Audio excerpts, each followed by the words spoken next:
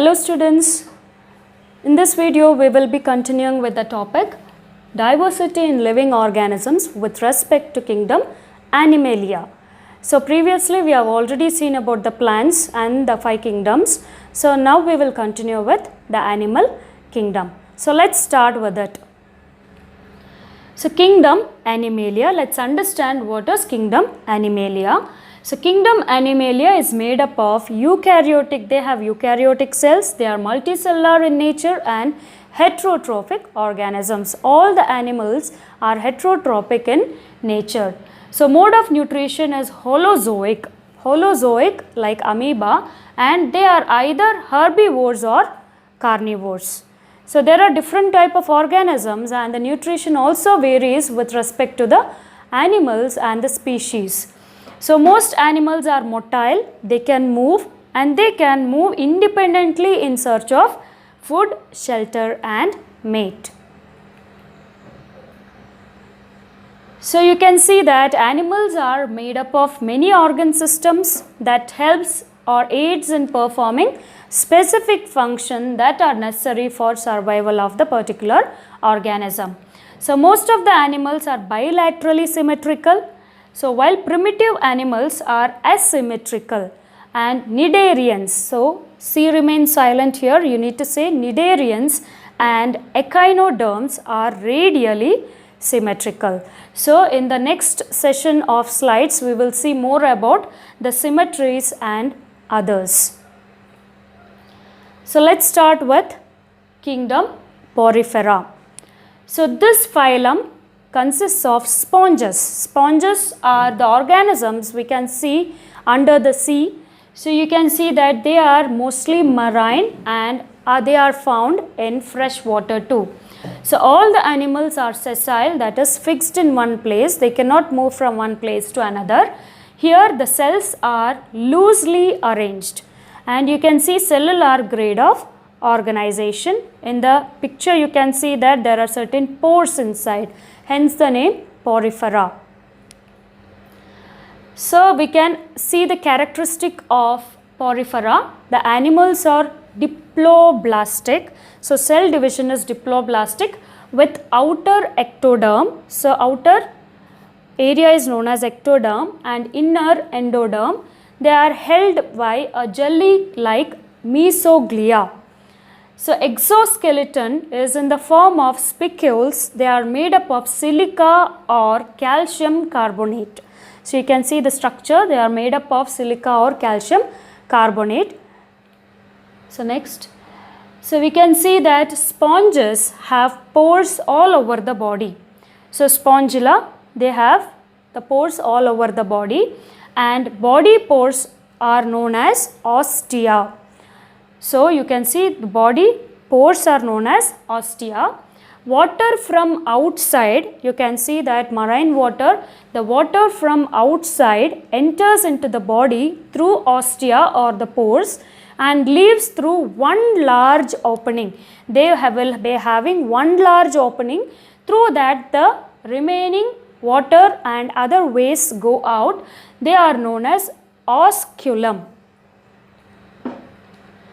So next Animalia under the kingdom Animalia are Coelenterata, or you can see Coelenterata. So you can see that these animals are aquatic and they are mostly marine. So they are solitary or colonial. They live in a colonies like structures or they live in a particular area in the form of colonies. So each individual they are known as zooid and animals are radially symmetrical. So you can see that hydra, jellyfish, etc. are Coelenterata. So they are aquatic animals. What happens is, here there is a cavity in the body, so hole like structure in the body, hence the name coelenterate. Coelom means cavity. So you can see that body is made up of 2 layers of cells. Example, hydra, jellyfish. So next comes Platyhelminthes under the kingdom Animalia. So let's understand these organisms. the body is bilaterally symmetrical, meaning that the left and the right halves of the body have the same design. So left and the right both have the same design. So these are 3 layers of cells from which differentiated tissues can be made. They have 3 layers of cells from which differentiated tissues can be made, which is why such animals are triploblastic. So you can see here that flukes are the examples. So there is no true internal body, there is no internal organs truly, and there is a body, cavity is not there, or coelom is not at all present, in which well developed organs can be accommodated. So if there was a coelom, then developed organisms could be accommodated, but here we can see that there are no well developed coelom. So the body is flattened, flat bodies, dorsiventrally, meaning from top to bottom, which is why these animals are called as flat worms. So they are either free living or parasitic in nature. So examples: planaria, liver, fluke. So next under the kingdom Animalia are Nematode. So you can see that body is bilaterally symmetrical and triploblastic. So you can see that previously also we had seen that triploblastic 3 layered cells. Here also it is triploblastic. So body is cylindrical rather than flattened. So false body cavity or false body cavity means actual cavity is not present. Cavity like structures are present, which are known as pseudocoelom. So you can see that it is present in Annelida. So these are very familiar as parasitic worms. So parasites are those organisms, they find a way and enter into the host cell and they acquire the nutrition from the hosts. So you can see that they cause diseases such as worms causing elephantiasis or filarial worms. So, or the worms in the intestines like pinworms or roundworm, they cause diseases to other organisms or animals or the human beings. So, examples are Ascaris and Wuchereria. So, next under the kingdom Animalia comes Annelida. So, these are bilaterally symmetrical. You can see that most of the organisms till now we can see they are bilaterally symmetrical and triploblastic in nature. So true body cavity is present. So you can see that some of the organs can be accommodated into the body cavity. Body is divided into many ring-like segments. They form certain ring-like segments, hence the name Annelida.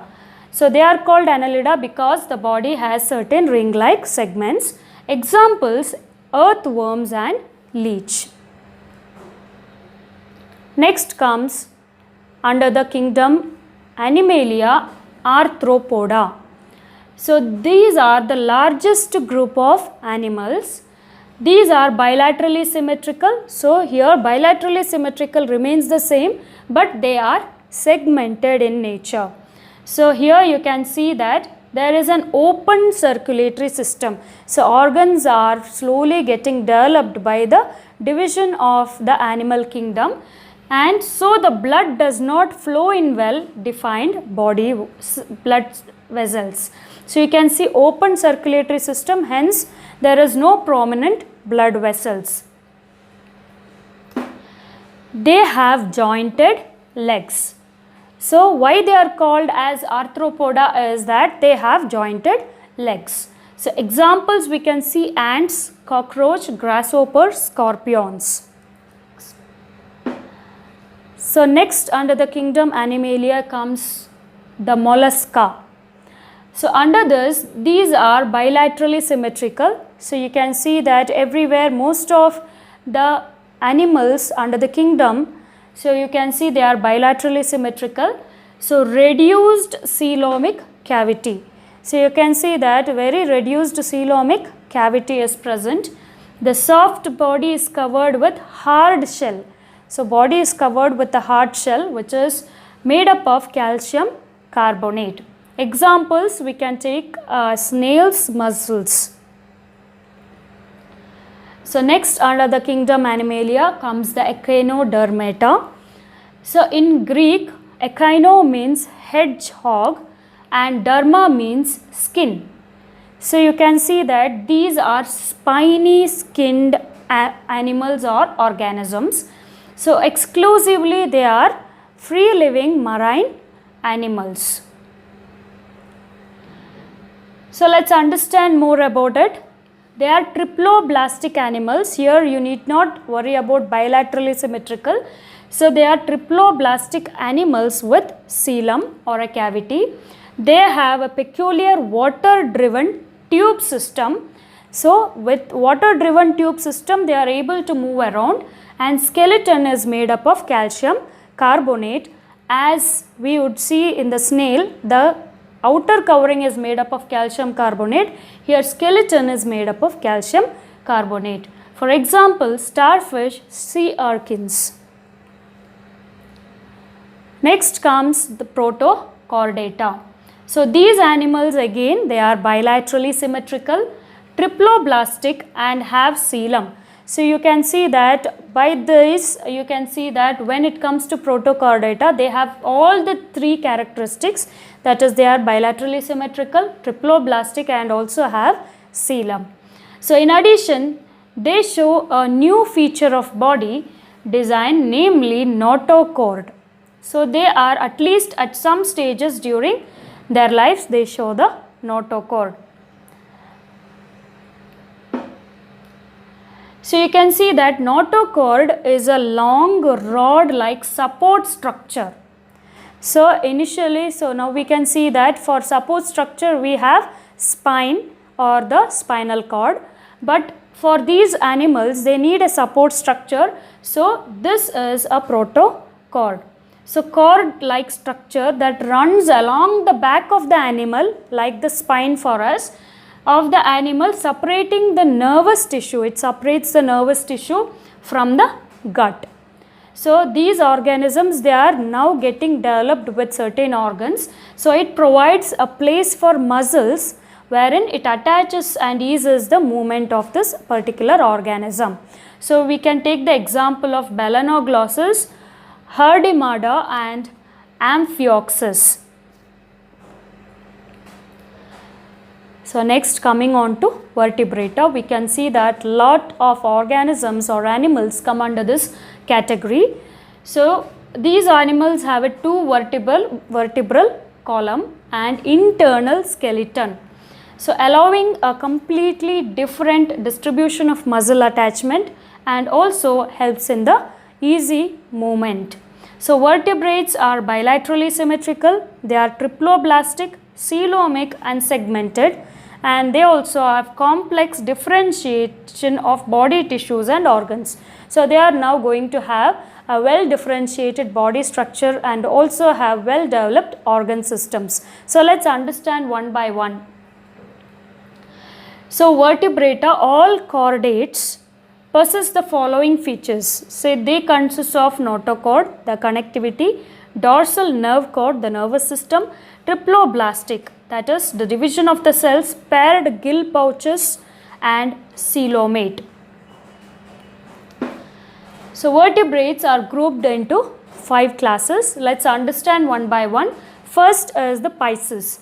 Pisces, they have body is streamlined and has fins and tail for swimming. When we say the fins and tail for swimming, you might have understood it comes under the category of fish. So skin is covered with scales and skeleton can be made of bone or cartilage. So they intake oxygen by the gills and they are cold-blooded animals. They have two-chambered heart, and also we can see the examples like rohu, tuna, shark, etc.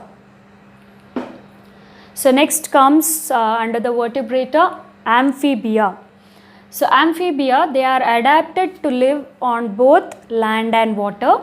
So respiration either they can do by gills or lungs.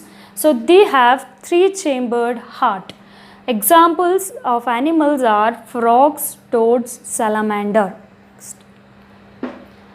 So next comes under vertebrata are reptilia.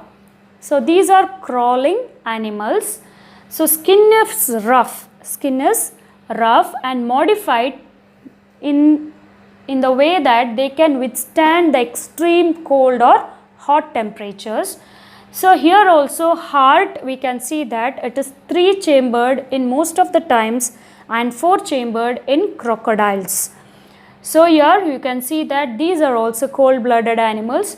Let's take the examples: lizard, turtles and snakes. So under the vertebrata, we can see the fourth one is the aves. Aves itself means the flying. So you can see that body is covered with feathers and 4 limbs are modified for flying.